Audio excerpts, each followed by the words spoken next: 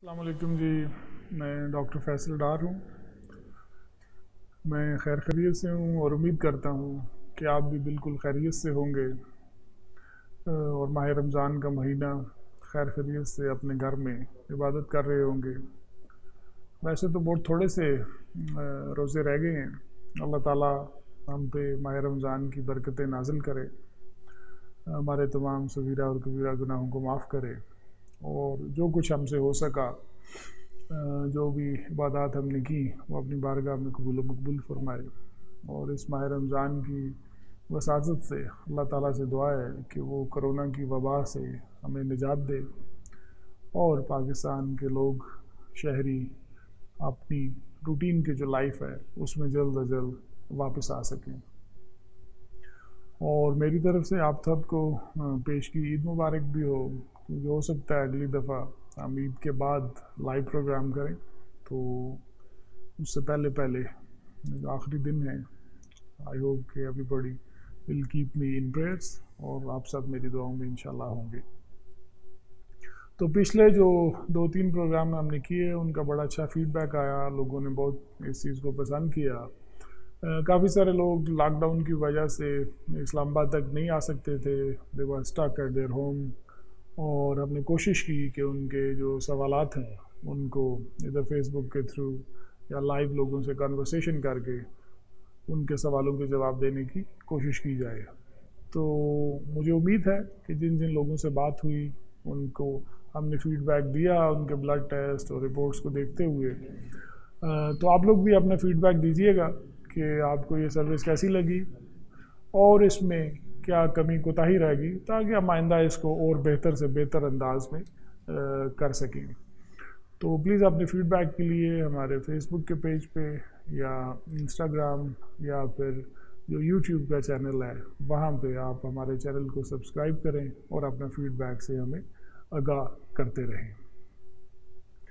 तो बेसिकली इस सर्विस को शुरू करने का मकसद ये था कि जो लोग लिवर ट्रांसप्लांट के कैंडिडेट होते हैं या जिन लोगों का पहले ट्रांसप्लांट हो चुका है उनको अपनी दवाइयों के बारे में कुछ मालूमात लेनी होती हैं, या जिनको कोई ऑनगोइंग कॉम्प्लिकेशंस हो रही हैं, वो बजाय इसके all the way Karachi, Quetta, Hyderabad या सिंध से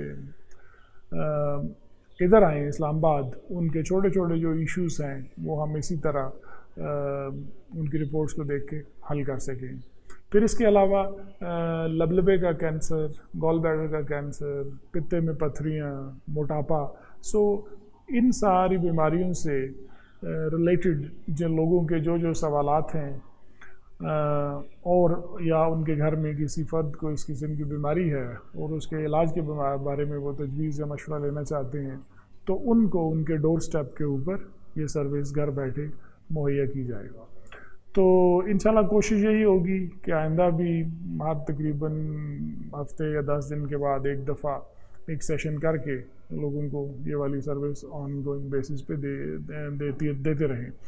और दूसरा ये मकसद था ये पूरा जो सोशल मीडिया के ऊपर चैनल डेवलप करने का, मेरी ख्वाहिश थी कि हम इसको एक अच्छा मेडिकल फोरम बनाएं, ताकि ना सिर्फ ये लिवर की, पैनक्रियाज या गॉल ब्लैडर की डिजीज़ के बारे में लोगों को आगाही दी जा सके, बल्कि with the due course of time हम जो बाकी एक्सपर्ट्स हैं, हेल्थ एक्सपर्ट्स हैं, उनको भी यहाँ पे लेके आएँ और वो लोगों को मुफीद किस्म के मशवरे दें, ताकि पहली चीज़ कोशिश ये होगी कि लोग अपनी बीमारी की हद तक आए ना, जिसको हम प्रिवेंशन कहते हैं, कि एहतियाती तदाबीर करते हुए हम बीमारी को उसके होने से पहले ही रोक लिया जाए। और दूसरा पार्ट फिर होता है कि जिन लोगों को बीमारी हो जाए उनका इलाज किया जाए।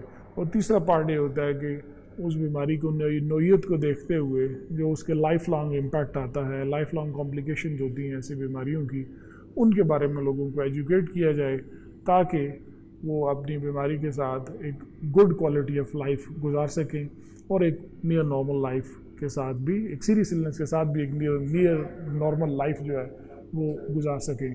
तो चूँकि मेरा अपना जो एरिया ऑफ इंटरेस्ट या एक्सपर्टीज़ है वो लिवर, पैनक्रियाज, गॉल ब्लैडर है, सो इससे रिलेटेड जितनी भी बीमारियां हैं जिनका इलाज ऑपरेशन की सूरत में हो सकता है, या जिनका इलाज दवाइयों की शक्ल में होता है। तो मैं और मेरी टीम में जो बाकी लोग हैं, जिनमें लिवर के फिजिशियंस हैं, रेडियोलॉजिस्ट हैं, इंटेंसिविस्ट हैं, सर्जन्स हैं, ये सारे मिल के एज ए टीम एक कॉम्प्रिहेंसिव टीम है जो लोगों को लिवर, पैनक्रियाज और गॉल ब्लैडर की बीमारियों का इलाज बताती है। तो आज भी का ये जो सेशन है ये उसी सिलसिले की एक कड़ी है, और मैं इंतज़ार करूँगा कि जैसे जैसे लोगों के सवाल आएँ उनको वैसे वैसे जवाब दिए जाएं। जी।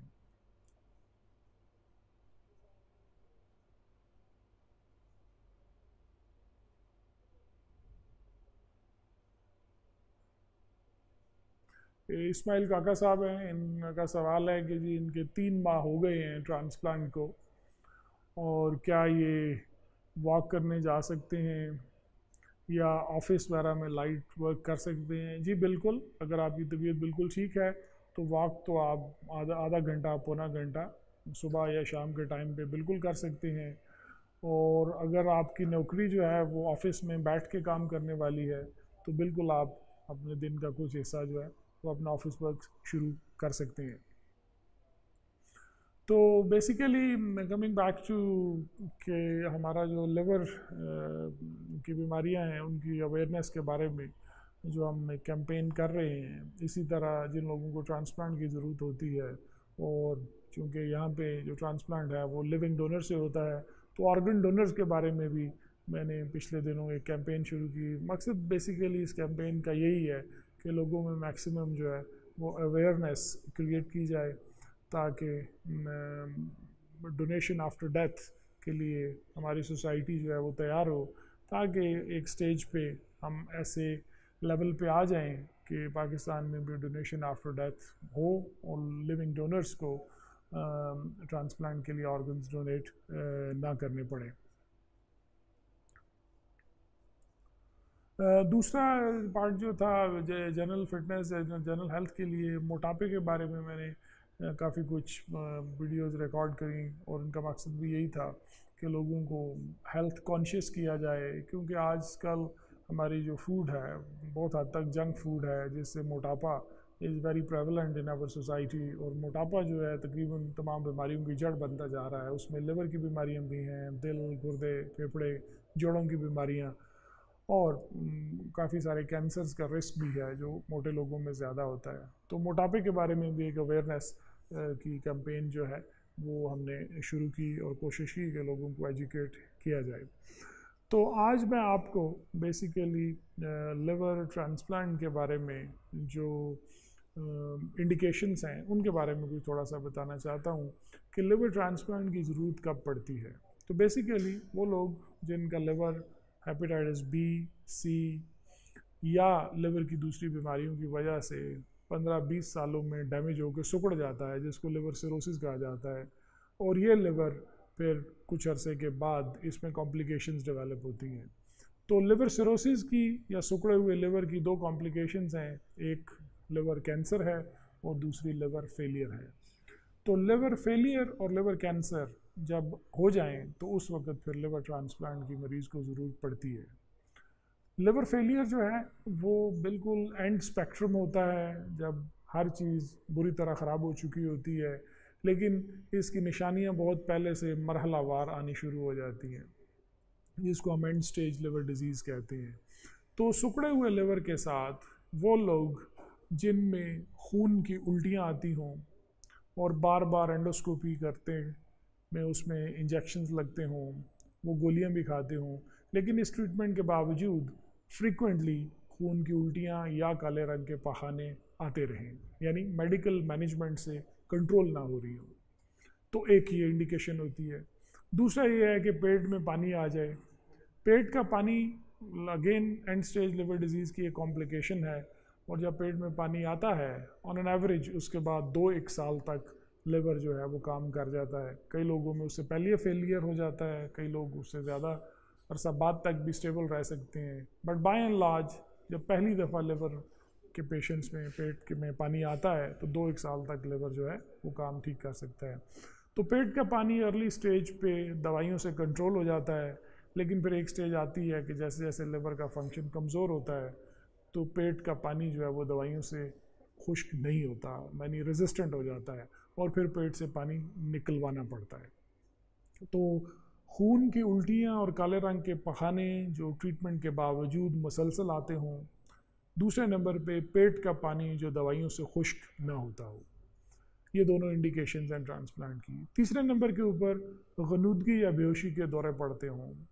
गनूदगी या बेहोशी के जो दौरे हैं वो अर्ली स्टेज के ऊपर थोड़ी सी कन्फ्यूजन हो सकती है, स्लीप का पैटर्न रिवर्स हो सकता है, माइल्ड सी एजिटेशन या गुस्सा आना, बैकी बैकी बातें करना, शॉर्ट टर्म मेमोरी कम हो जाना।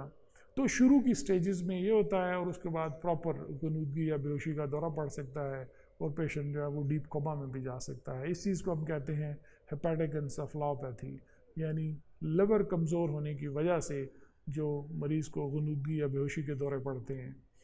अर्ली स्टेज पे ये माइल्ड होते हैं और अक्सर उन लोगों में होते हैं जो कॉन्स्टिपेटेड होते हैं या रेड मीट ज़्यादा लेते हैं या बहुत ज़्यादा पेचस लग जाएं, नमकियात की कमी बेशी हो जाए या कोई इन्फेक्शन हो जाए।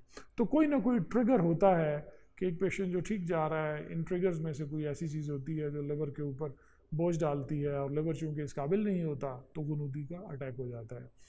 तो गनूदगी का अटैक जो बार बार मेडिकल ट्रीटमेंट के बावजूद आना शुरू हो जाएं, पेट का पानी जो दवाइयों से खुश्क ना हो और खून की उल्टियाँ या काले रंग के पहाने, ये 3 कॉम्प्लिकेशंस हैं, इनके लिए ट्रांसप्लांट की ज़रूरत पड़ती है। फिर ये लिवर की बीमारी जब जैसे जैसे आगे बढ़ती है और लिवर का फंक्शन और कमज़ोर होना शुरू हो जाता है तो फिर जनरलाइज्ड वीकनेस या बेइंतहा कमज़ोरी होना शुरू हो जाती है, मसल्स कमज़ोर हो जाते हैं, हड्डियाँ कमज़ोर हो जाती हैं, फेफड़ों में पानी आ जाता है, पीला यरकान आना शुरू हो जाता है, गुर्दे फेल होना शुरू हो जाते हैं, टांगें सूज जाती हैं। तो बेसिकली ये जैसे जैसे लिवर का फंक्शन कमज़ोर दर कमज़ोर होता है तो ये वाली कॉम्प्लिकेशंस बार बार आना शुरू हो जाती है and that is the time जब आपको ट्रांसप्लांट की ज़रूरत पड़ती है। तो ये हैं सारे वो निशानियाँ या अलामात जो कमज़ोर लिवर के साथ मरहलावार आती हैं और एंड पे जाके हम कहते हैं कि इस मरीज़ का लिवर फेल हो चुका है और लिवर फेलियर या एंड स्टेज लिवर डिजीज़ का हल जो है वो लिवर ट्रांसप्लांट है। दूसरी इंडिकेशन जो है वो लिवर कैंसर है। ये सिकुड़े हुए लिवर के साथ हमेशा रिस्क होता है कि लिवर कैंसर बन जाए और जिन भी लोगों को हेपेटाइटिस बी, सी या किसी और वजह से लिवर सिरोसिस होता है उनको चाहिए कि हर 6 माह के बाद अपना अल्ट्रासाउंड और अल्फा फीटोप्रोटीन का टेस्ट करवाते रहें ताकि अगर किसी स्टेज के ऊपर कैंसर बने और उसको अर्ली स्टेज के ऊपर पिक कर लिया जाए और उसका जो बेस्ट फॉर्म ऑफ ट्रीटमेंट है वो ऑफ़र हो सकती है। सैडली लिवर कैंसर के बहुत सारे मरीज़ हैं जिनको बड़े अरसे से ये पता होता है कि हेपेटाइटिस बी और सी है उनको, लेकिन वो इग्नोर करते हैं, सिर्फ हेपेटाइटिस का PCR करवा लेते हैं या कभी कभार LFTs करवा लेते हैं, कैंसर के लिए स्क्रीनिंग नहीं करते और फिर बिल्कुल एंड में जाके जब उनको कोई बड़ी सख्त किस्म की तकलीफ़ होती है फिर जाके अल्ट्रासाउंड, CT स्कैन इस तरह की चीज़ें करते हैं और पता चलता है कि कैंसर बहुत बड़ा है, खून की नालियों में चला गया है या जिगर से बाहर फैल गया है, तो अब इसका इलाज भी मुमकिन नहीं रहा। तो जितने पेशेंट्स को हेपेटाइटिस बी या सी है और उनका लिवर सिकुड़ा हुआ है उनको चाहिए कि हर 6 माह के बाद अल्ट्रासाउंड किसी अच्छी जगह से और अल्फा फीटोप्रोटीन का टेस्ट जिसको AFP कहते हैं, ये as a screening for liver cancer करते रहें ताकि अगर खुदा न खासा किसी स्टेज पे कैंसर बने तो उसका ट्रांसप्लांट की शक्ल में इलाज हो सके। तो लिवर कैंसर और लिवर फेलियर ये 2 ब्रॉड इंडिकेशन हैं लिवर ट्रांसप्लांट की। तीसरी इंडिकेशन है जिसको हम क्वालिटी ऑफ लाइफ कहते हैं कि कई दफ़ा पेशेंट में लिवर फेलियर के साइंस इतने ज़्यादा नहीं होते या उनमें लिवर कैंसर नहीं होता, लेकिन चूँकि लिवर बहरहाल उनका ख़राब होता है, बहुत कमज़ोर हो चुका होता है, तो उनकी वजह से उनकी जो क्वालिटी ऑफ लाइफ है वो बहुत ख़राब हो जाती है। मतलब उनको बेइंतहा थकावट रहती है, जिस्म में दर्द रहता है, कंसंट्रेशन कम हो जाती है, कई लोगों को बहुत ज़्यादा इचिंग या ख़ारिश होती है और कई लोगों के लिवर में बार बार इन्फेक्शंस हो रहे होते हैं और उनको बार बार एंटीबायोटिक्स की ज़रूरत पड़ती है। तो अगर लिवर डिजीज़ की वजह से मेडिकल टीम ये समझे कि क्वालिटी ऑफ लाइफ पुअर होने की मेन वजह लिवर डिजीज़ है तो फिर उसके लिए भी क्वालिटी ऑफ लाइफ को इम्प्रूव करने के लिए भी ट्रांसप्लांट किया जा सकता है। So liver failure, liver cancer and improvement in quality of life, ये 3 ब्रॉड इंडिकेशन है लिवर ट्रांसप्लांट की। सो अगर आपको या आपके किसी अजीज़ को लिवर की ऐसी बीमारी हो और आपके ज़हन में कोई सवाल हो कि क्या ये ट्रांसप्लांट का टाइम आ चुका है या नहीं, तो मेरा ख्याल है ये डिस्क्रिप्शन जो मैंने आपको दिया है ये आपको हेल्प करेगा। अगर इसके बावजूद आपको कोई कन्फ्यूजन है तो प्लीज़ कॉन्टेक्ट अस, ताकि आपसे बैठ के एक दफ़ा बात हो चुके और आपको फर्दर इस बारे में एजुकेट किया जा सके। ये जी कुछ सवाल लेते हैं। आरिफ बलोच साहब हैं, इन्होंने पूछा है कि पाकिस्तान में पोर्टल वेन थ्रोम्बोसिस की ट्रीटमेंट अवेलेबल है। जी आरिफ साहब, बिल्कुल अवेलेबल है। इट ऑल डिपेंड्स कि पोर्टल वेन थ्रोम्बोसिस की वजह क्या है। कई दफ़ा ये वजह आर्जी होती है और खून पतला करने वाले इंजेक्शंस देने से वो पोर्टल वेन में जो क्लॉट है या थ्रोम्बस है वो बिल्कुल मेल्ट कर जाता है। लेकिन कई दफ़ा ये वेन क्रॉनिकली बहुत पुराने अरसे से ब्लॉक हुई होती है, तो बेसिकली इसकी वजह देखनी होगी। या कई जो जिस तरह मैंने अभी थोड़ी देर पहले कहा कि जो लिवर सिरोसिस के पेशेंट हैं, इनमें एंड की तरफ जाके भी पोर्टल वेन चूँकि खून का फ्लो रिवर्स होना शुरू हो जाता है लिवर से, तो उन लोगों में भी पोर्टल वेन बंद हो जाती है। या कई कैंसर के पेशेंट्स होते हैं, उनका कैंसर जो है वो पोर्टल वेन के अंदर ग्रो कर जाता है। तो बेस्ड ऑन कि पोर्टल वेन थ्रोम्बस क्यों हुआ, उसकी वजह क्या थी, क्या बैकग्राउंड में कोई लिवर की या लबलबे की बीमारी है या नहीं है, तो उस बेसिस पे इसका इलाज बिल्कुल किया जा सकता है। तो आप हमारी जो स्क्रीन पर नंबर्स आ रहे हैं उन पर रब्ता करके अपॉइंटमेंट ले लें और अपने जितने टेस्ट सीटी स्कैन वगैरह हुए हैं या अल्ट्रासाउंड वो सब लेके आएँ, तो इंशाल्लाह आपको इसके बारे में गाइड करेंगे।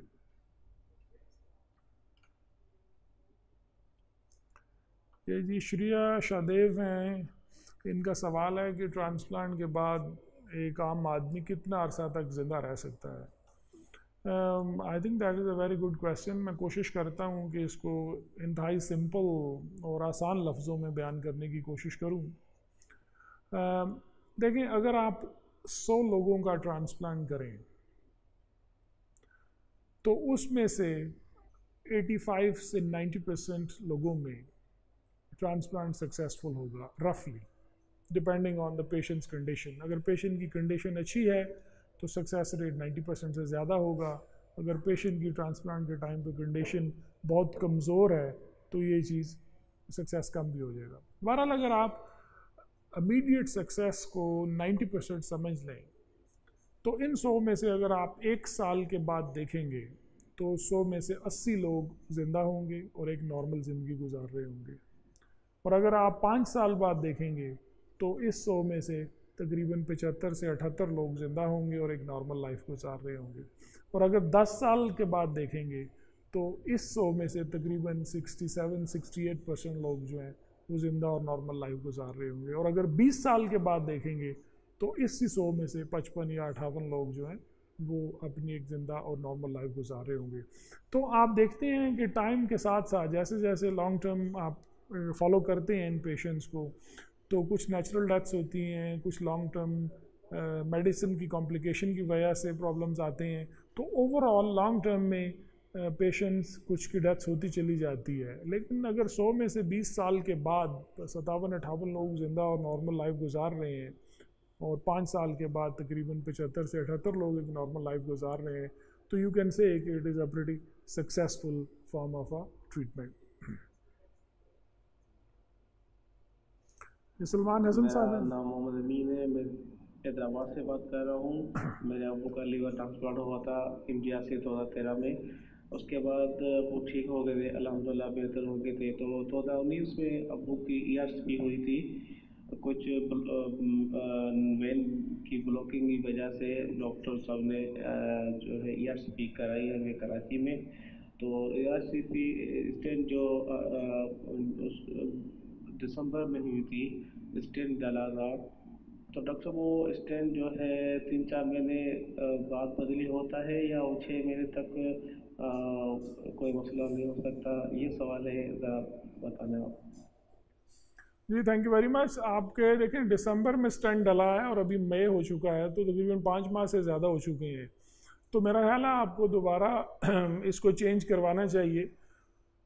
स्टेंट इसलिए डाला जाता है कि बाइल डक्ट जो होती है उसमें नर्विंग हो जाती है, और ख़ाली स्टेंट डालना मकसद नहीं होता। ये जो प्रोसीजर होता है जिसको ERCP कहते हैं, इसमें बेसिकली वो जो नर्विंग है उसको स्ट्रेच करके ओपन किया जाता है, और स्टेंट इसलिए रखा जाता है कि वो नर्विंग जो है उसको ओपन रखा जाए। लेकिन चूंकि नेचुरल हीलिंग के प्रोसेस में वो दोबारा नैरो हो सकती है, तो इसलिए ये प्रोसीजर 3 से 4 दफ़ा करना पड़ता है। तो ईच टाइम आप उसको ओपन अप करते हैं और उसमें स्टेंट रख देते हैं ताकि वो ओपन ही रहे और नेक्स्ट टाइम प्रोसीजर आसान हो जाए।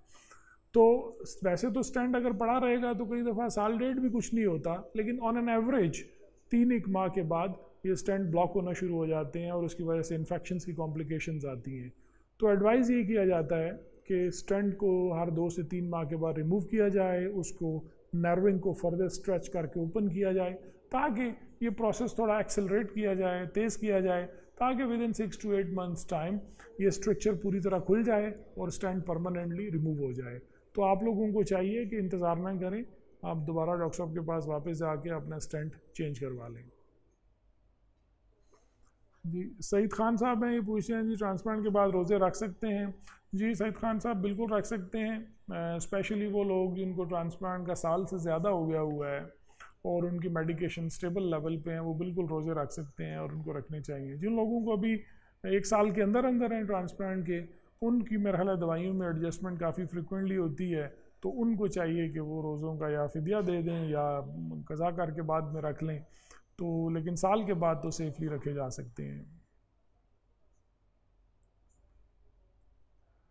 ये एक सवाल आया है जी कि what is the treatment for infertility, कि वो बांझपन सिकुड़े हुए लिवर के साथ जो हो जाता है उसका क्या इलाज है? देखिए बांझपन जो है वो मैं खुद तो उसका एक्सपर्ट नहीं हूँ, बेहतर ये होगा कि आप किसी एक्सपर्ट से रब्ता करें। लेकिन जिन लोगों को सिरोसिस होता है as a part of liver cirrhosis, क्योंकि बॉडी में कुछ ऐसी हार्मोनल चेंजेस आती हैं कि ये टेम्परेरी बांझपन जो है या इनफर्टिलिटी ये बीमारी की वजह से भी हो सकती है। तो अगर बीमारी इट्सेल्फ ऐसी स्टेज के ऊपर है कि उसका इलाज मेडिकल थेरेपी से करना है या ट्रांसप्लांट की शक्ल में करना है, तो वो आप करें। तो उसके बाद ये इनफर्टिलिटी अगर ये सिरोसिस की वजह से है, हार्मोनल चेंजेस की वजह से है, तो ये खुद ब खुद ही ठीक हो जाती है। बहरहाल फर्दर इन्वेस्टिगेशन करने से ही आपको पता चल सकता है कि क्या ये सिर्फ लिवर रिलेटेड है या इसमें जितने जो आपके रिप्रोडक्टिव ऑर्गन्स हैं उसमें कोई प्रॉब्लम है या नहीं है। लेकिन सिरोसिस रिलेटेड जो है वो टेम्परेरी होती है and should get reversed after the treatment.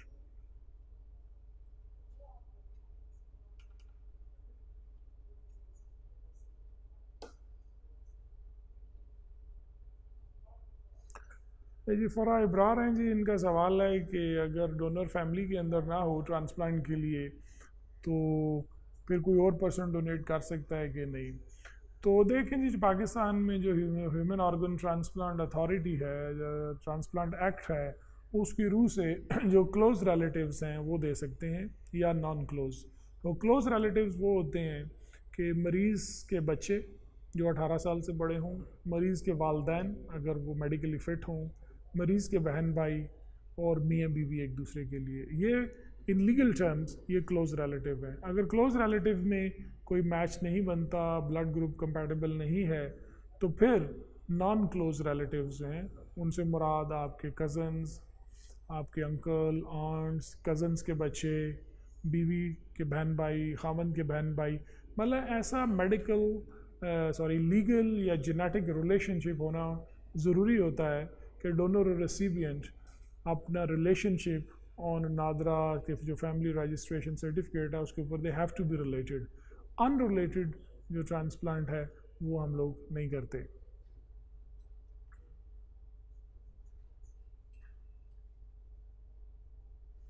ये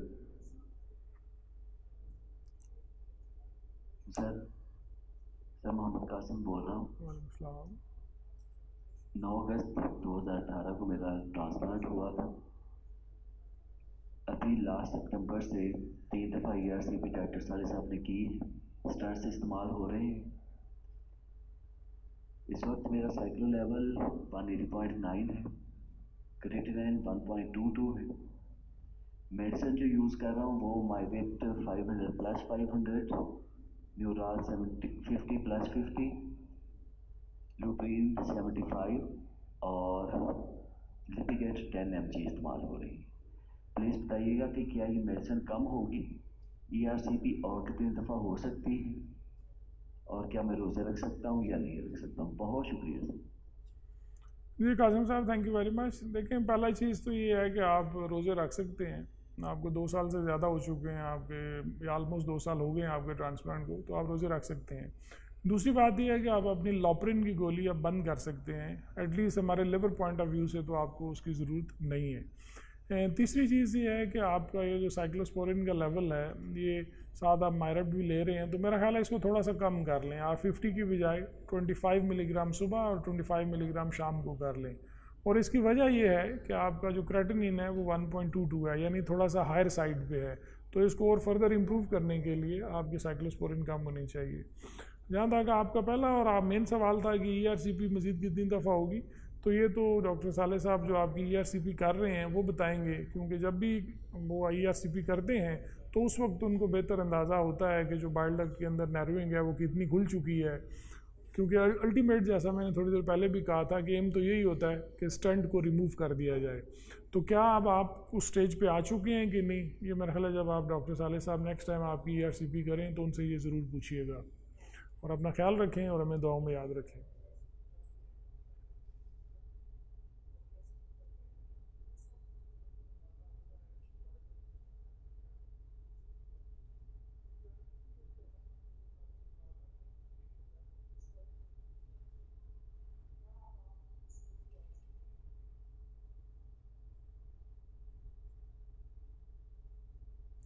ये सानुल्लाह साहब हैं, ये पूछ रहे हैं जी ये डोनर के लिए बेली एक्सरसाइजेज जो हैं उनके बारे में कुछ बताएं। तो मेरा ख्याल है डिपेंडिंग ऑन के डोनर के ऑपरेशन को कितना टाइम हुआ है।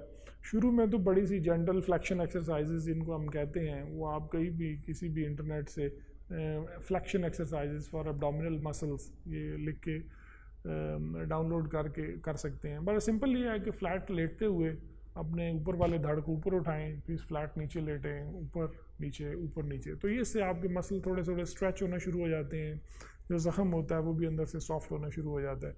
तो फिर पहला 4-6 हफ्ते इसी तरह करें। जब अंदर से मसल सॉफ्ट हो गए तो उसके बाद फिर आप ज़्यादा एग्रेसिव एक्सरसाइज भी कर सकते हैं। ये डॉक्टर माजिद हैं जी, आपने डॉक्टर साहब आपने टेस्ट और सारी डोजेस की दवा डिटेल भेजी हुई है। मैं आपके टेस्ट वगैरह देख के आपको बता सकूंगा, तो प्लीज़ आप जो हमारे कोऑर्डिनेटर हैं ज़हीन, उनको कहें कि कल या परसों मुझे आपकी पूरी फ़ाइल दिखाएं, ताकि मैं आई एम ऑलवेज़ रिलक्टेंट कि मैं इस तरह फेसबुक के लाइव सेशन के ऊपर आपकी जो दवाइयाँ उनको मैनेज करना शुरू कर दूँ। बड़ा सिंपल है, जिन लोगों को लंबा टाइम हो गया हुआ है थोड़ा बहुत तो मैनेज कर सकते हैं, लेकिन इसके लिए this is not the right forum कि आपकी जो मैनेजमेंट है वो सारी की सारी मैं यहाँ पे करना शुरू कर दूँ। आई नीड टू हैव आपके पिछले जितने ब्लड टेस्ट हैं उनके ट्रेंड्स मेरे सामने होने चाहिए कि पिछले लिवर फंक्शन कैसे आ रहे हैं, करंट क्या है, आपकी दवाइयों का लेवल कैसा हिस्टोरिकली आ रहा है। तो प्लीज़ मेरी जितनी पोस्ट ट्रांसप्लांट पेशेंट्स हैं, आपसे ये गुजारिश ही है कि आपके लिए एक बाकायदा व्हाट्सएप की सर्विस है, हमारे कोऑर्डिनेटर हैं ज़हीन, वो सारे आप जो टेस्ट उनको भेजते हैं, आप अपनी लेटेस्ट दवाइयों की प्रिस्क्रिप्शन भेजते हैं, वो सारी की सारी लेके मुझे डॉक्टर साले या डॉक्टर नजम को दिखाते हैं, उसके मुताबिक फिर हम चेंजेस आपको एडवाइस करते हैं। तो प्लीज़ उस सर्विस को यूज़ करें, वो सिर्फ आप लोगों के लिए है, वो फ्री ऑफ कॉस्ट है, और पिछले 8-9 सालों से वो सर्विस हम दे रहे हैं और आइंदा भी इंशाल्लाह देते रहेंगे। तो please use that rather than कि आप इधर 2 लाइनें लिख देते हैं कि जी मेरे इतना टेक्रो लेवल है, मेरा ALT इतना एडवाइस करें। मेरा ख्याल है ये आपके हक में बेहतर नहीं है कि बिल्कुल एक स्नैपशॉट इन्फॉर्मेशन के ऊपर आपकी पूरी इम्यूनोसप्रेशन को चेंज किया जाए। तो जितने पोस्ट ट्रांसप्लांट पेशेंट हैं इंक्लूडिंग डॉक्टर साहब, मेरी आपसे गुजारिश है कि हमारी व्हाट्सएप की जो सर्विस है प्लीज़ उसको यूज़ करें, अपने सारे टेस्ट वहाँ पे भेजें, अपना लेटेस्ट मेडिकेशन की लिस्ट भेजें, ताकि वो पूरी आपकी पुरानी फाइल भी सामने होगी, हमें एक बेहतर अंदाज़ा होगा कि आपकी दवाई को कैसे बेहतर तरीके से तब्दील किया जा सकता है। तो कोशिश करें कि इधर इस किस्म का सिंपल जो चीज़ है वो पूछ लें, लेकिन कॉम्प्लेक्स इम्यूनोसप्रेशन में जो चेंजेस हैं वो आप हमारी जो व्हाट्सएप की सर्विस है उसके थ्रू ही मशवरा लें।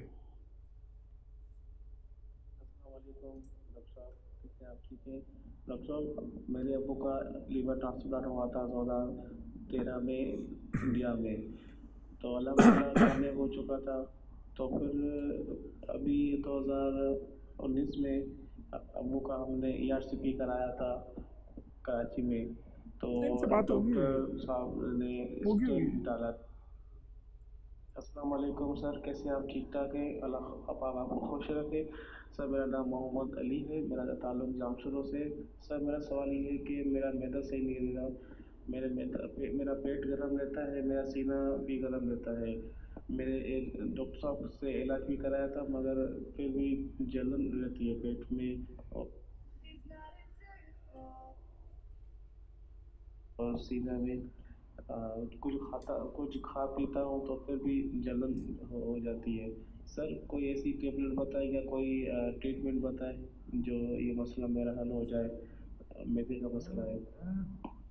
नहीं, आपके लिए बेहतर होगा जी आप अपने वहाँ पे लोकल जो गैस्ट्रोएंट्रोलॉजिस्ट हैं, मैदे और जिगर के डॉक्टर हैं, उनको जाके दिखाएं क्योंकि जलन की बेशुमार वजूहात हो सकती हैं। मैदे में तेजाबियत हो सकती है, पित्ते में पथरियाँ हो सकती हैं।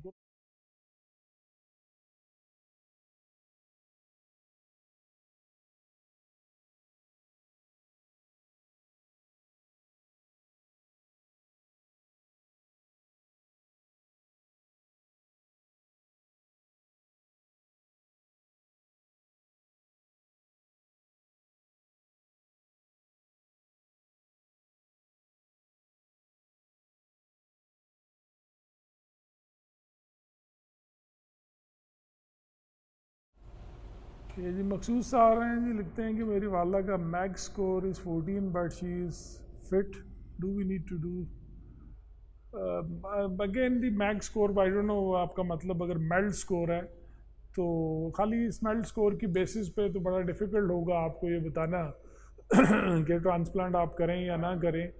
इसमें पेशेंट की बाकी जनरल कंडीशन, उनके जो साइन सिम्टम्स हैं, और थोड़ी देर पहले मैंने बड़ी डिटेल में आपको ये बताने की कोशिश की है कि ट्रांसप्लांट की इंडिकेशंस क्या होती हैं। अगर लिवर फेलियर के साइन हैं, लिवर कैंसर है या quality of life seriously compromised है, तो फिर यस ट्रांसप्लांट होना चाहिए, otherwise you can wait and watch. ये सना इरफान हैं, ये पूछती हैं कि sir after liver transplant how long it takes for the donor and the patient to return to normal life. देखिए जी, डोनर के लिए नॉर्मल लाइफ को दो तरीक़ों से डिवाइड कर लें। वन इज़ कि प्रोफेशनल, के समबडी स्टूडेंट है, वो अपने कॉलेज यूनिवर्सिटी जाना चाहता है, कोई ऑफिस वर्कर है, वो अपने ऑफिस में जाना चाहता है। इफ़ नॉर्मल लाइफ से मुराद ये है तो यस, वो 6 हफ्ते के बाद ऑपरेशन के जा सकता है अपनी नॉर्मल लाइफ पे जो डोनर है। लेकिन अगर नॉर्मल लाइफ से मुराद है कि फुल ब्लोन एक्सरसाइजेस करना जिसमें एथलेटिक्स शामिल हैं, ड्राइविंग, स्विमिंग, जॉगिंग, या कोई यंग फीमेल है, she want to conceive and become pregnant, तो उन लोगों के लिए मिनिमम 3 to 4 months जो हैं वो रिक्वायर्ड होते हैं, ताकि उस टाइम तक उनका जो पेट का स्कार है, ज़ख़म है, वो एक दफ़ा सॉलिड हो जाए। उसके बाद फिर वो बाकी what ever a normal person can do वो कर सकते हैं। जहाँ तक पेशेंट का सवाल है, पेशेंट के लिए मिनिमम 3 to 4 months, क्योंकि पेशेंट ने एक तो फिज़िकली रिकवर करना होता है, एट द सेम टाइम पहले 3-4 माह में उनको जो हम दवाइयाँ देते हैं जिनको इम्यूनोसप्रेसिव ड्रग्स कहते हैं, उनका लेवल ज़्यादा होता है, उनमें इन्फेक्शंस का रिस्क भी ज़्यादा होता है। तो थोड़े टाइम के साथ साथ पेशेंट स्ट्रॉन्ग होना शुरू हो जाते हैं, दवाइयों की मिकदार हम कम करना शुरू कर देते हैं। तो बॉटम लाइन यही है कि 3 से 4 माह के बाद। अस्सलाम वालेकुम सर, क्या हाल है? सर मैं शाबान खान, पोस्ट लीवर ट्रांसप्लांट 2010 में इंडिया से करवाया था। सर पिछली दफ़ा आपसे सवाल हुआ था कि मेरे नाली में रुकावट है और रिजेक्शन का मसला है। आपने बोला था कि रिजेक्शन अलग चीज़ है और नाली में रुकावट अलग चीज़ है। तो सर ये पिछले 4-5 महीने से मेरे साथ चल रहा है सर, कुछ बेहतर नहीं हो रहा। तो आपसे बोला था कि आप रिपोर्ट टेस्ट मेरे देख लें, उम्मीद है कि सर आपने वो भी देखे होंगे।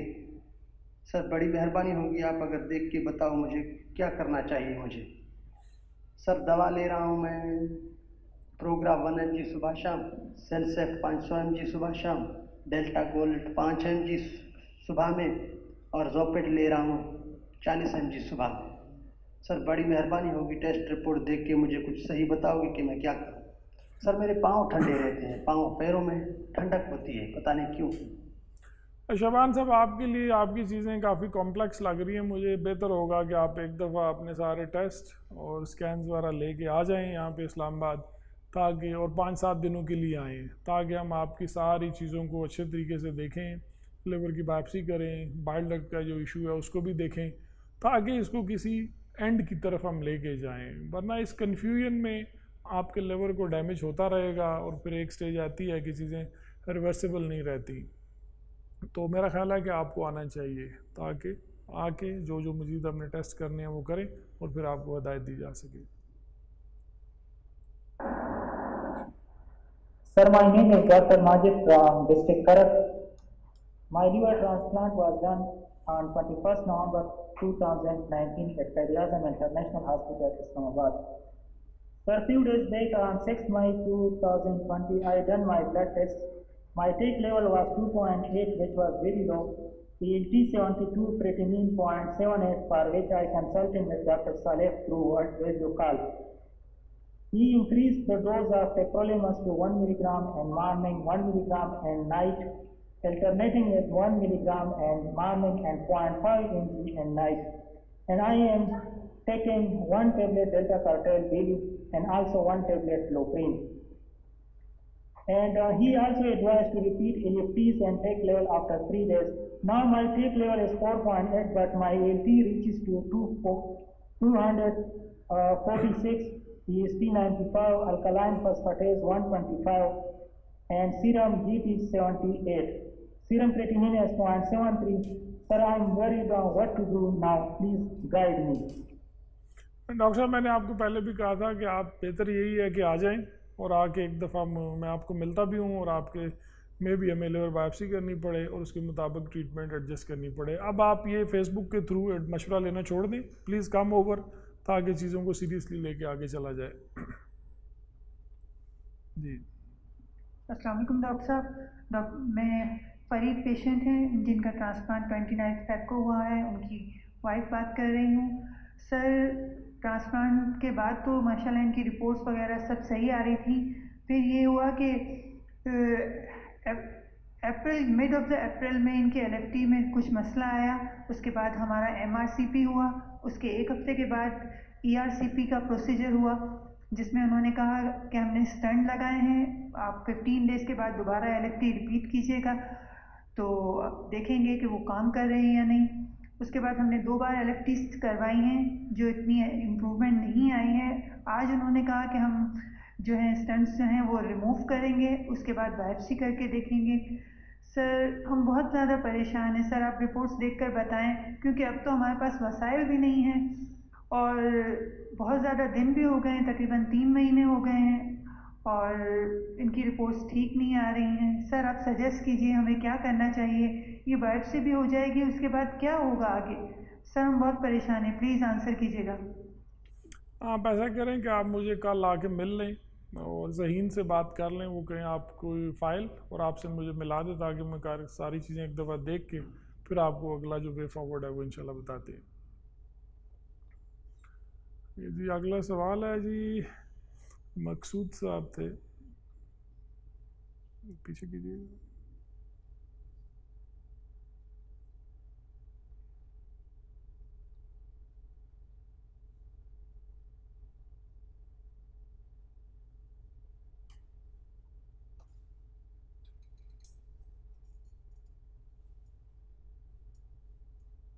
सलमान हसन साहब हैं, ये पूछते हैं जी, कैंसर है spread from liver to abdomen at this stage, any treatment is possible, what's about survival?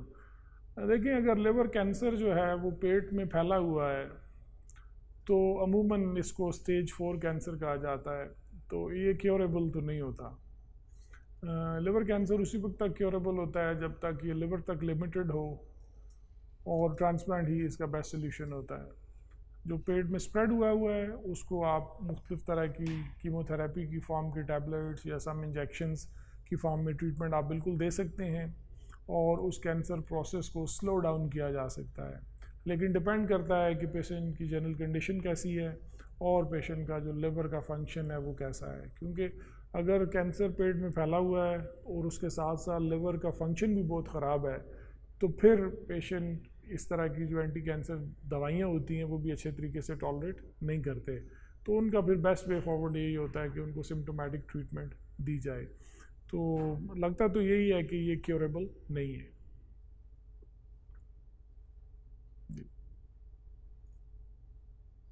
Hello sir, अस्सलाम वालेकुम। मैं सर दीदार अली हैदराबाद से ग्रेजुएशन सेंटर पे आते हैं, मैं इस पर चेकअप करता हूँ। सर हमारा रिक्वेस्ट है कि हमारी अल्फा फेटोप्रोटीन है जो हम 1 मार्च 2020 पे हमारी थी 92, अब 17 अप्रैल 2020 पे हमारी हो गई है 124। ये सर मेरा रिक्वेस्ट है, इस पर ये क्यों बढ़ गई है? देखिए, अल्फा फीटोप्रोटीन तो अमूमन उसी सूरत में बढ़ती है जब कैंसर का प्रोसेस वहीं पे मौजूद हो या और बढ़ रहा हो, और जैसे जैसे कैंसर आगे बढ़ता है तो अल्फा फीटोप्रोटीन का लेवल भी बढ़ जाता है।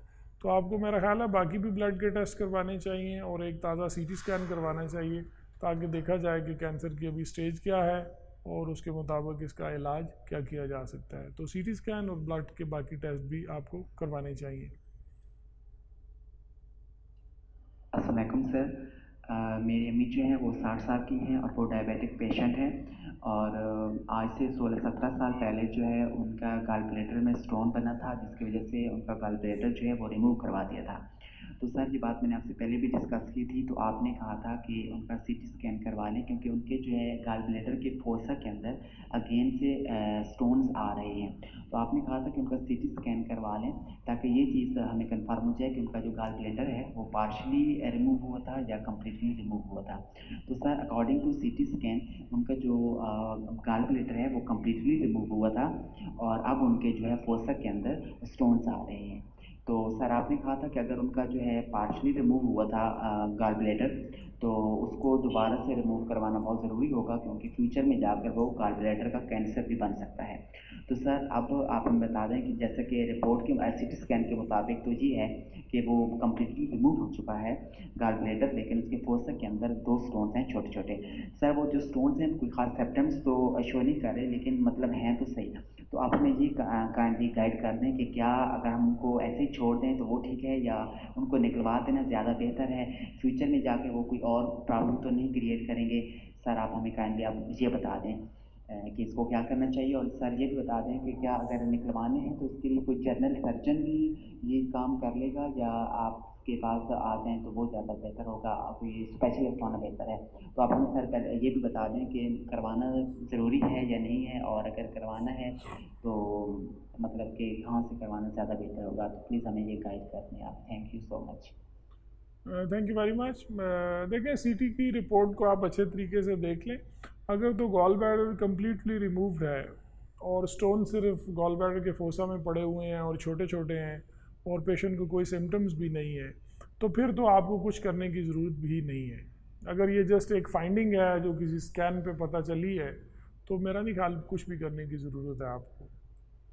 तो गॉल ब्लैडर, जब मैंने लास्ट टाइम आपको कहा था, अक्सर यही होता है कि वो कुछ गॉल ब्लैडर का पार्ट रह जाता है। अगर वो रह जाए तो उसको रिमूव करना चाहिए क्योंकि गॉल ब्लैडर कैंसर का रिस्क बढ़ जाता है। But if there is no gall bladder और खाली स्टोन्स हैं जो फोसा में पड़े हुए हैं और कोई सिम्टम्स नहीं कर रहे, तो you don't need to do anything. Just 6 माह के बाद एक दफ़ा दोबारा अल्ट्रासाउंड करके देख लीजिएगा कि हाउ थिंग्स आर लुकिंग।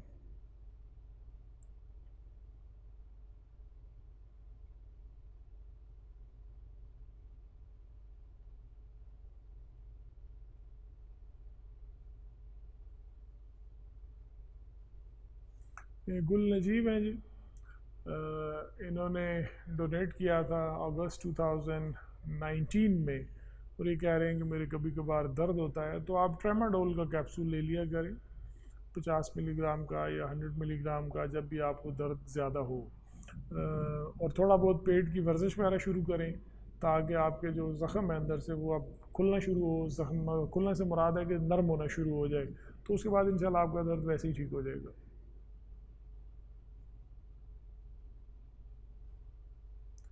मकसूद साहब पूछते हैं जी हमें कैसे पता चलेगा कि लिवर फेलियर या लिवर कैंसर के सिम्टम्स हैं। देखिए, वो सिम्टम्स तो मैंने बड़ी तफसील में आपको बताए थे अभी थोड़ी देर पहले। आप कुछ देर बाद ये वीडियो देख लीजिएगा कि लिवर फेलियर के कौन कौन सी निशानियाँ वो मैंने बड़ी तफसील में बताई हैं कि मरीज़ को क्या सिम्टम्स आते हैं। इसी तरह कैंसर हैं, कैंसर के कई दफ़ा सिम्टम्स अर्ली स्टेज पे स्पेशली नहीं होते, तो उसके लिए आप अल्ट्रासाउंड या सीटी स्कैन करवाएंगे ही तो आपको पता चलेगा कि लिवर में कोई कैंसर पड़ा हुआ है। और इसीलिए मैंने कहा था कि जिन लोगों का लिवर सिकुड़ा होता है उनको हर 6 माह के बाद अल्ट्रासाउंड या अल्फा फीटोप्रोटीन का टेस्ट करवाते रहना चाहिए ताकि कैंसर को अर्ली स्टेज के ऊपर रिकग्नाइज किया जा सके।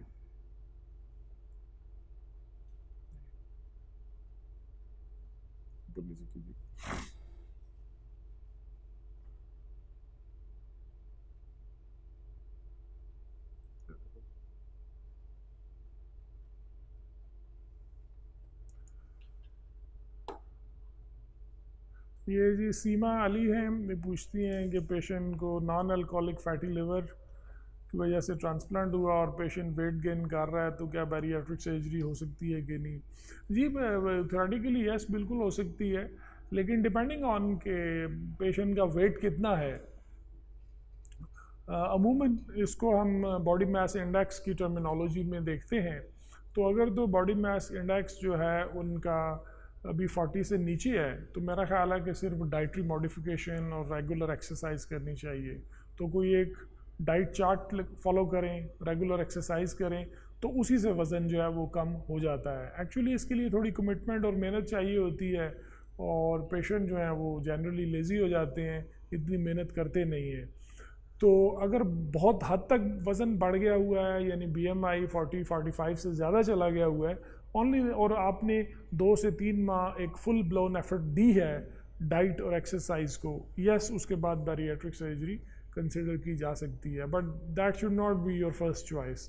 फर्स्ट चॉइस हमेशा यही होती है कि डाइट और एक्सरसाइज से वज़न को कम किया जाए। ये मलक शफाक साहब हैं, ये पूछते हैं कि लिवर सिरोसिस की क्या ट्रीटमेंट है। देखिए सिरोसिस जो है वो एक एंड प्रोडक्ट है लिवर के, कोई बीमारी वो हेपेटाइटिस बी हो, सी हो, अल्कोहल हो या अदरवाइज़ कोई बीमारियां हो जो 10-15 साल तक लिवर को डैमेज करती रहती हैं और अल्टीमेटली लिवर सिकुड़ जाता है, सख्त हो जाता है, दानेदार हो जाता है। ये सिकुड़ा हुआ लिवर वापस नॉर्मल नहीं हो सकता, ये बात ज़हन में रख लें। ये एक इरिवर्सिबल प्रोसेस है। जब किसी को हेपेटाइटिस बी है, सी है या फैटी लिवर है, इस स्टेज पे पता चल जाए और लिवर अभी डैमेज ना हुआ हो तो उसको ट्रीट अप कर सकते हैं ताकि लिवर सिरोसिस की स्टेज तक पहुंचे ही ना। लेकिन जब एक दफ़ा सिरोसिस हो गया तो फिर आप उसकी जो अंडरलाइंग बीमारी है हेपेटाइटिस बी या सी उसको ट्रीट कर भी लें, जो करना चाहिए वैसे, तो उसके बावजूद सिरोसिस रिवर्स नहीं होता। सिरोसिस इरिवर्सिबल है।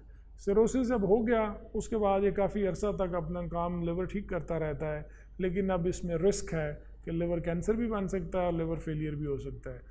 तो इसके लिए आप रेगुलर बेसिस पे स्क्रीनिंग के लिए 6-6 महीने बाद अपने टेस्ट और अल्ट्रासाउंड वगैरह करते रहते हैं, लेकिन सिरोसिस को रिवर्स आप नहीं कर सकते। और अगर सिरोसिस के साथ कोई सिम्टम्स नहीं है पेशेंट को लिवर फेलियर वगैरह के, तो आपको कोई ऐसा स्पेसिफिक ट्रीटमेंट की ज़रूरत नहीं है।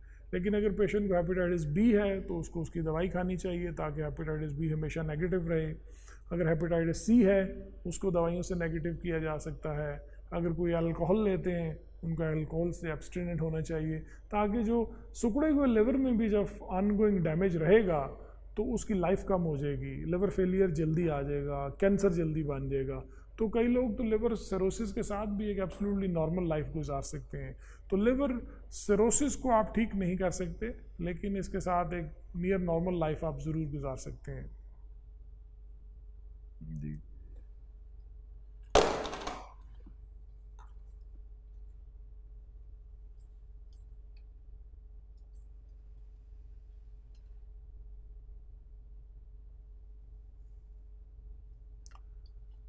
आसिम जावेद अवान साहब पूछते हैं जी कि if the cancerous fluid is extracted from the liver to the bile duct then what should be done. देखिए अमूमन ये जो कैंसर फ्लूइड एक्सट्रैक्ट करते हैं ये तो बाइल डक्ट के कैंसर में करते हैं। जब बाइल डक्ट का कैंसर होता है एंडोस्कोपी करते हुए आप थोड़ा सा फ्लूइड लेते हैं और उसको सेल्स के लिए भेजते हैं, और मकसद उस सारे का ये होता है कंफर्म करना कि क्या बाइल डक्ट में जो नर्विंग है उसकी वजह कैंसर है कि नहीं। और अगर ये कैंसरस है तो फिर सीटी स्कैन को देखते हुए आप देखते हैं कि कैंसर कितना बड़ा है, किस लेवल तक उसकी एक्सटेंशन है, और फिर आप उसकी ट्रीटमेंट प्लान करते हैं। तो आपके सवाल का जवाब तो इसी हद तक दिया जा सकता था जो मैंने कोशिश की है कि आपको दे दूं।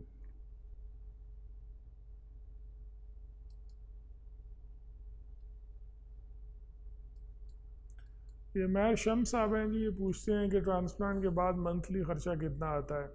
लेकिन जो पहले कुछ साल हैं, पहले कुछ 3 से 4 महीने हैं जिनमें आपकी दवाइयों की मिकदार भी काफ़ी ज़्यादा होती है और आपके जो रूटीन के टेस्ट हैं वो भी काफ़ी फ्रीक्वेंटली हो रहे होते हैं, तो उसमें तो तकरीबन 40 से 50 हज़ार रुपया पर मंथ आपकी कॉस्ट आती है।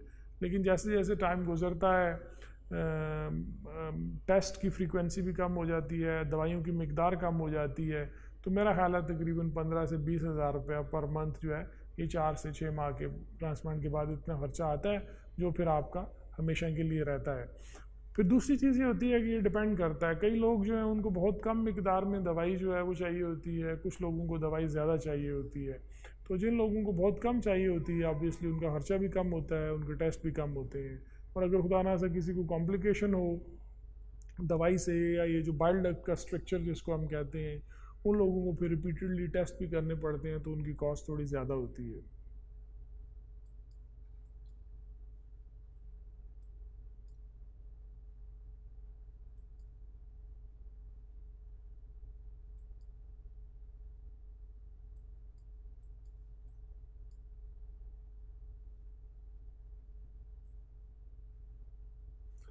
ये अमृता वासवानी, इन्होंने अपने वालिद को डोनेट किया था। तो आपका सवाल ये है कि कोविड-19 जो कोरोना वायरस है इसमें क्या प्रिकॉशंस लेनी चाहिए। देखिए प्रिकॉशंस तो वही स्टैंडर्ड SOPs हैं जो हर गवर्नमेंट ने इशू किए हुए हैं। बेसिकली आप सोशल डिस्टेंस पे रहें, घर के इन्वायरमेंट में रहें, एक्सपोजर अपना लिमिटेड करें, और हॉस्पिटल का एनवायरनमेंट हो या अदर पब्लिक प्लेसेस हो वहाँ से कम जाएं।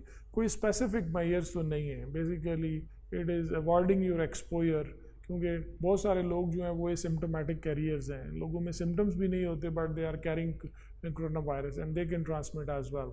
तो try to limit your exposure to the general public.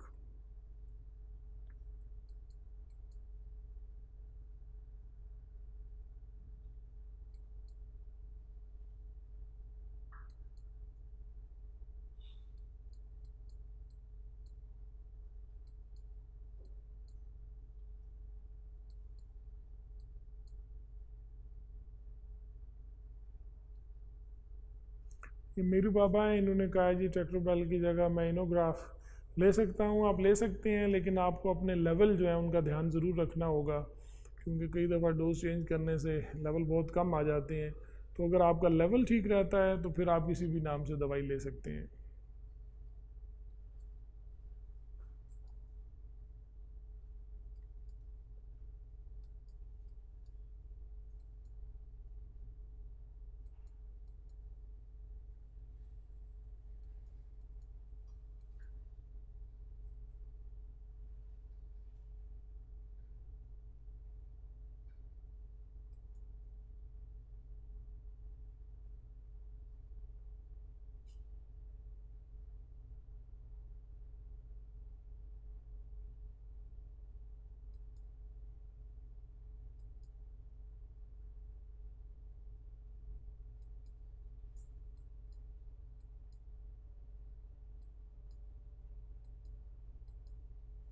ये इब्रार सर्वर साहब हैं जी, आपने सवाल पूछा है कि अगर फैमिली में डोनर नहीं है तो क्या कोई बाहर का डोनर। नहीं जी, हमारे सेंटर में तो इब्रार साहब हम नहीं करते, we only accept family donors.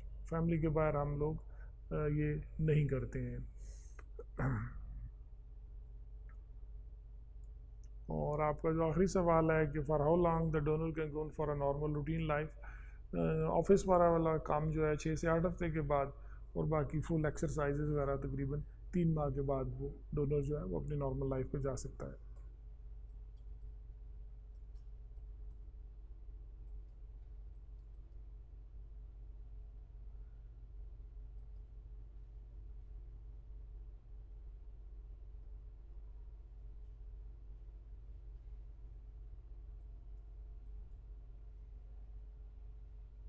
ये खालिद शाह साहब हैं जी, इन्होंने पूछा है कि ट्रांसप्लांट के बाद या जो दवाइयाँ हैं क्या वो लाइफ टाइम के लिए होती हैं या कुछ अरसे के लिए होती हैं।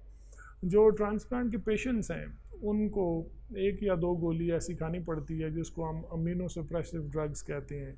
वो लाइफ लॉन्ग होती है जी, वो हमेशा के लिए खानी होती है। शुरू में इनकी मिकदार ज़्यादा होती है, लेकिन वक्त के साथ साथ इनकी मिकदार कम होती चली जाती है, बट ये खानी हमेशा ही होती हैं। अगर कोई ट्रांसप्लांट का मरीज़ इन दवाइयों को बंद कर दे तो उसके जिगर में रिजेक्शन का रिस्क जो है बहुत ज़्यादा बढ़ जाता है, और अगर ये लिवर बॉडी आपकी लिवर को रिजेक्ट करना शुरू कर दे तो ये लिवर भी फेल हो जाता है। तो इसलिए बॉटम लाइन यही है कि ये दवाई उनको हमेशा के लिए खानी पड़ती है।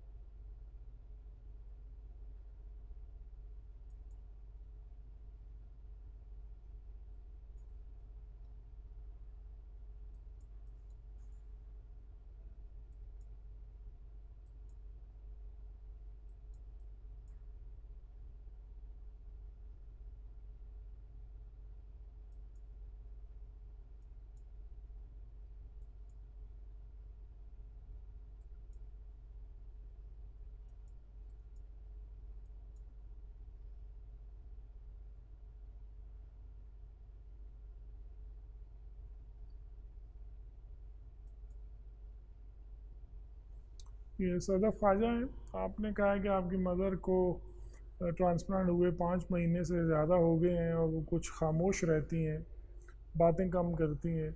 ये कोई इतना अबनॉर्मल नहीं है। मेरा ख्याल है लास्ट टाइम भी आपने या किसी और ने इसी तरह का सवाल पूछा था। तो कई दफ़ा पेशेंट थोड़े से डिप्रेशन की फेज़ में भी चले जाते हैं।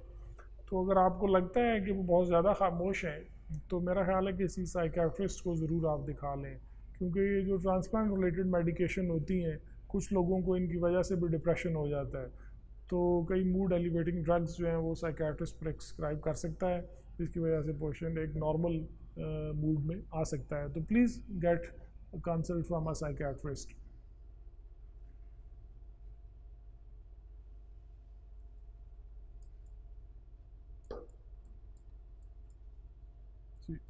अस्सलाम वालेकुम डॉक्टर साहब, मैं शम्स बोल रहा हूँ सक्खर से।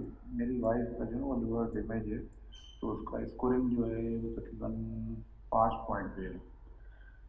तो ये क्या अभी उसको उस स्टेज पे है कि इसका लिवर ट्रांसप्लांट हो सके? और दूसरा ये अगर लिवर ट्रांसप्लांट कराएं तो उसका मंथली खर्चा ट्रांसप्लांट के बाद सर कितना होता है? ये सर मेरा सवाल है आपसे, और हम आपकी काफ़ी फैमिली है। देखिए, आपके सवाल से तो मुझे नहीं एक्चुअली क्लियर हुआ कि आपके मरीज़ को ट्रांसप्लांट की ज़रूरत है या नहीं है। ये तो उनके टेस्ट, उनकी अभी कुछ थोड़ी देर पहले मैंने लिवर फेलियर की काफ़ी सारी अलामात बताई थी। अगर इनमें से उनको कुछ चीज़ें हो रही हैं, यानी खून की उल्टियाँ, काले पखाने, गनुदगी बेहोशी के दौरे, पेट में पानी, गुर्दों पे असर हो रहा है, फेफड़ों में पानी आ गया है, बेइंतहा कमज़ोरी हो गई है, या पीला यरकान आ गया है, इस तरह की अगर अलामात उनमें हैं और जो ब्लड टेस्टों से भी कुछ ज़ाहिर होती हैं तो फिर उनका ट्रांसप्लांट होना चाहिए। आपके सवाल से मैं क्लियर नहीं हूँ कि उनकी अलामात क्या है। दूसरी बात जो आपने पूछी कि ट्रांसप्लांट के बाद ख़र्चा कितना आता है, वो अभी थोड़ी देर पहले मैंने बताया था कि पहले जो 3 से 4 महीने हैं उनमें 40 से 50 हज़ार रुपया महीना दवाइयों का और टेस्ट का ख़र्चा होता है, और 4-6 माह के बाद 15 से 20 हज़ार रुपया महीना जो आप रेगुलर बेसिस पे दवाई खाते हैं, वो तकरीबन उसकी कॉस्ट इतनी आती है। अस्सलाम वालेकुम, मैं मोहम्मद उवैस की वालिदा बात कर रही हूँ, जिनका भी 22 जनवरी को ट्रांसप्लांट हुआ है, विल्सन डिजीज़ के पेशेंट। तो ये डॉक्टर साहब, हमें ये पूछना था कि हम लोग अब कराची जाने का सोच रहे हैं बाय रोड। तो ये है कि वो अभी काफ़ी पेशेंट आए हैं आपके कराची से, हनीफी साहब और सलाउद्दीन साहब और जफ़र साहब। तो ये है कि हम उवैस को ले जाएं तो बाय रोड कोई मसला तो नहीं होगा? 17-18 घंटे का सफ़र है। तो ये है कि कंटिन्यू करें या बीच में लाजमी स्टे करें? अगर इसकी तबीयत सही रहे तो सीधा चले जाएं या फिर स्टे करके ही जाएं? आप थोड़ा गाइड कर दें हमें, कि हम चाह रहे हैं कि अब चले जाएं यहाँ से, क्योंकि वो 4 महीने तो हो गए हमें तकरीबन। जी, आप बिल्कुल वापस जा सकते हैं और बाय रोड भी जा सकते हैं। वैसे तो काफ़ी लंबा सफ़र है, अगर बीच में ब्रेक ले लें तो बेहतर होगा आपके लिए भी अवैस के लिए भी क्योंकि काफ़ी लंबा सफ़र है, तो अगर एटलीस्ट 6-7 घंटे की ब्रेक थोड़ा बहुत सो के बीच में चले जाएं तो मेरा ख्याल है ब्रेक हो जाएगा जर्नी जो है ना। तो बिल्कुल आप जा सकते हैं और कोशिश करें कि अपनी ईद अपने घर में करें और हमें दुआओं में याद रखें। Thank you.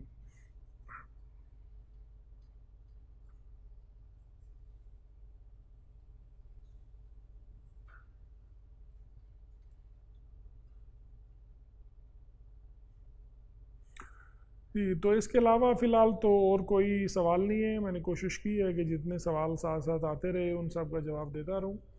तो उम्मीद है कि आप लोगों को जो जो सवाल थे वो आपके तसल्ली बख्श जवाबात आपको मिल गए। सिर्फ ये मैं ट्रांसप्लांट के पेशेंट्स को दोबारा कहना चाहूँगा कि ये दवाइयों की जो मैनेजमेंट है ये एक कॉम्प्लेक्स चीज़ है, ये बड़ी सेंसिटिव चीज़ है, और अगर ये बिल्कुल इन डेप्थ नॉलेज के साथ ना की जाए तो उसका नुकसान आपको हो सकता है, क्योंकि ये सीरियस मेडिकेशन है। इसीलिए आपके लिए वो हमने व्हाट्सएप की एक सर्विस डेवलप की हुई है। प्लीज़ उस पर रब्ता किया करें, अपने टेस्ट वहाँ पे भेजा करें, ताकि आपकी पूरी फ़ाइल हमारे सामने होती है, आपके पिछले 6 महीने साल के टेस्ट हमारे सामने होते हैं, दवाइयों में जो रद्दोबदल किया गया वो हमारे सामने होता है। उस सारे को सामने रखते हुए जब हम तब्दीली करते हैं तो वो ज़्यादा मुनासिब होती है, बजाय इसके कि इधर आप मेरे से अपना 1 या 2 टेस्ट बताएं और दवाई की मिकदार बताएं और मुझे से तब्दीली के बारे में एडवाइस लेना चाहिए। ये मुनासिब नहीं है और मैं ऐसा करने में बिल्कुल कंफर्टेबल नहीं होता। तो प्लीज़ जो व्हाट्सएप के हमारे नंबर हैं, मेरी वेबसाइट पे जाएं, वहाँ पे पोस्ट ट्रांसप्लांट पेशेंट के लिए स्पेशल नंबर्स हैं। उन नंबर्स पे ज़हीन जो है और एक अफजाल लड़का है, उन दोनों का काम ही ये है कि आप सब की सारी चीज़ें, टेस्ट जो लेटेस्ट बेचते हैं, मसाइल, वो मेरे पास लेके आते हैं, मैं देख के फिर आपको चेंजेस एडवाइस करता हूँ। तो ये आपकी सहूलत के लिए, आप इसको इस्तेमाल करेंगे तो आपको फ़ायदा होगा। और जब आप अपने टेस्ट बेचते हैं तो बीच में 1 या 2 दिन का टाइम भी उनको दिया करें, क्योंकि नॉर्मली होता ये है कि जब आप अपने टेस्ट बेचते हैं वो ख़ुद अपने तौर पे ट्रीटमेंट आपको चेंज करके नहीं बता सकते, उन्होंने मेरे से कांटेक्ट करना होता है। मैं ऑपरेशन थिएटर में भी होता हूँ, ओपीडी में भी होता हूँ, तो वो ये करते हैं कि एक दिन में जितनी फ़ाइलें आती हैं वो 2, 4, 5 या 6 जितनी भी हों वो सारी की सारी तैयार कर लेती हैं और फिर नेक्स्ट डे वो मुझे सारी दिखा देते हैं। तो जो लोग जिनका ट्रांसप्लांट हुए काफ़ी अरसा हो गया, अगर 1 या 2 दिन आपको जवाब ना भी मिले तो इतना कुछ पैनिक होने की बात नहीं है, और पैनिक खुद भी क्रिएट ना किया करें, क्योंकि ये एक ऐसी सर्विस है जो हमेशा आपको मिलती रहेगी इंशाल्लाह लाइफ लॉन्ग। आप भी ख्याल करें कि लोगों को पैनिक में न डालें, हमारी टीम को, और हमारी टीम भी फिर आपको बेहतर तरीके से रिस्पॉन्ड करेगी। तो इस सर्विस को प्लीज़ यूज़ करें। मेरी 8 सालों से कोशिश ये थी कि जितने लोग दूर से आते हैं, हमारे लिए तो 2 मिनट में हम कुछ आपके लिए तब्दीली कर देते हैं, कोई इतना मुश्किल काम ही नहीं होता, लेकिन आपको ऑल द वे कराची से, कोयटा से, सिंध से, केपी से, डीजी खान से दूर दूर से आना पड़ता है, जिसमें बहुत ज़्यादा ख़र्चा भी आता है आने का, और सिर्फ 2 मिनट में आपकी दवाई हम तब्दील कर सकते हैं। तो ये आपके घर बैठे हुए हम ये चीज़ कर सकते हैं, आपका इसमें कोई ख़र्चा नहीं आएगा, ये सिर्फ आपकी सहूलत के लिए है।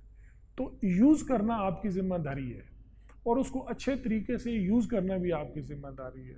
कई ऐसे पेशेंट्स हैं जिनके पास मेरा नंबर है, वो हमारी उस व्हाट्सएप सर्विस पे भी भेजते हैं, मुझे भी भेजते हैं, और भेजने के साथ ही फ़ौरन उनको चाहिए होता है कि उनको जवाब भी दिया करें। ऐसा नहीं होता, आपकी फ़ाइल सामने होगी, सारा रिकॉर्ड सामने होगा, तो आपको मशवरा बेहतर मिलेगा। तो प्लीज़ इस चीज़ का ख्याल रखें कि जल्दी भी मत डालें, और इस सर्विस से सिर्फ आप लोगों के लिए है, पोस्ट ट्रांसप्लांट पेशेंट्स के लिए, उनकी दवाइयाँ चेंज करने के लिए, उनकी सहूलत के लिए, और इसकी कोई कॉस्ट नहीं है, इट इज़ फ्री। इंशाल्लाह आइंदा भी चलती रहेगी। तो आपसे इजाज़त चाहूँगा इंशाल्लाह। अच्छा 1-2 सवाल हैं जी, ये ले लेते हैं जी। अस्सलाम वालेकुम सर, मैं नजीबुल्ला हूँ और मैंने लिवर डोनेट की थी सर अगस्त 2019 में। तो अभी मुझे मुसलसल तकरीबन पेन महसूस होता है लिवर साइड में, और जब मैं लेफ़्ट साइड करवट बदल के सोता हूँ तो और भी ज़्यादा दर्द होता है मुझे। तो प्लीज़ कोई ऐसा मेडिसिन या कोई इन्फॉर्मेशन दीजिए प्लीज़। जी, आप पैरासीटामोल की 2 गोलियाँ एनी टाइम ले सकते हैं, और अगर कभी ज़्यादा हो तो ट्रामाडोल 50 या 100 मिलीग्राम का कैप्सूल ले सकते हैं।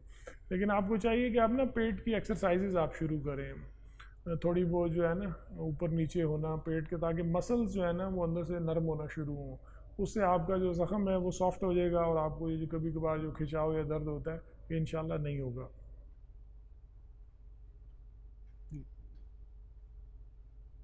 तो इंशाल्लाह आपसे कुछ दिनों बाद दोबारा मुलाकात होगी जी। अपना और अपने दोस्तों का, अजीज़ों रिश्तेदार का ख्याल रखिएगा और माह रमज़ान के आखिरी अशरे में हमें अपनी दुआओं में याद रखिएगा। अल्लाह ताला आप सबको अपने हिफ्ज़-ओ-अमान में रखे।